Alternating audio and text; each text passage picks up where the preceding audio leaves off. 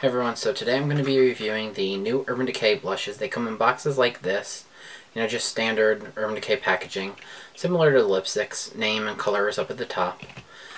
But the specifics on these is they're 6.8 grams, which by comparison a MAC blush is 6 grams.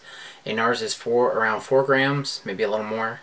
Makeup Geek is around a NARS one around 4 to 5 grams, somewhere in that area. So product-wise, it's a generous amount. They retail for $26. So they are, for the size amount and everything, that's, pretty on point with some high-end ones and a little bit generous compared to some other high-end ones. But those are the basics on it. Now on to the packaging. The packaging is, once again, similar to the lipsticks. The lipsticks are, this gunmetal reflective, gets dirty easily. And the blushes are the same. They're gunmetal, they're very shiny, they reflect, as you can see.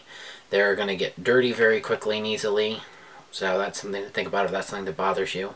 They have the UD here, and it's clear, and it's got like this meshing inside it. I thought that that would be very textured when I got it, but no, it's very smooth. It's not super textured. It's a little textured, but it's a lot more smoother than I was expecting. The back has the name and the color, so packaging wise, it's not something I love, it's not something I hate, it's something I'm kind of indifferent about, I guess. The other thing with the packaging is it is magnetic. This one I think is a little looser. I don't know how well it would hold up in a bag or anything. I think the other one I have would do because it's stronger, but this specific one, I don't think so. The other thing with the packaging is you're supposed to be able to distinguish the color through here. I don't know if it's picking up on this camera. On my other one, it does pick up, but in person it's kind of hard to distinguish, so not really feeling that. But yeah, packaging, like I said, I'm kind of indifferent about it. The actual product itself is very smooth and powdery, I guess would be a good way to describe it. It's finely milled, but it's very soft, so when you go in with a brush you're going to kick up excess powder.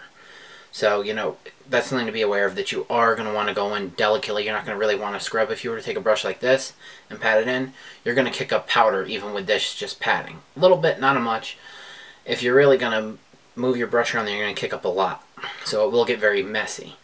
However, I don't think you're going to have issues with that because I don't see that powderiness translating onto the skin, which could be an issue, but it's not.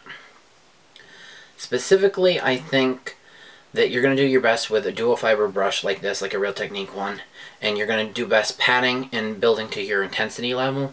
But if you overdo, I don't think you're going to have an issue with that because these are super blendable. I mean, you can continuously buff and blend, so if you overdo, you're going to be able to do it back down. So I don't think that's really an issue. I think they're kind of foolproof in that way.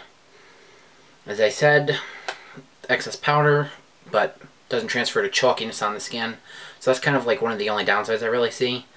They claim to be an 8-hour wear, and I definitely believe that they are an 8-hour wear. I get very easily 8 hours of wear with these. I actually have one on now, and that is the purple shade Bittersweet.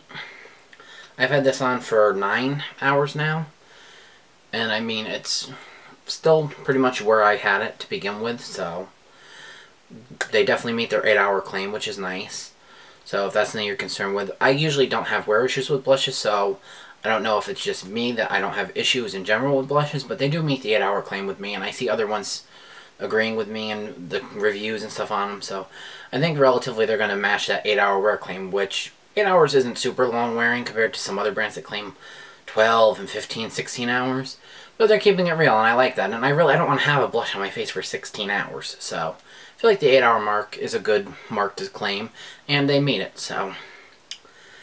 The two specific shades I have are Bittersweet, as I said, which is just this gorgeous, gorgeous deep purple. It's got the slightest bit of pink to it, so it looks natural, but you still have that purple, which some purple blushes tend to pull more pink once they're on. This keeps that purple, so that's good.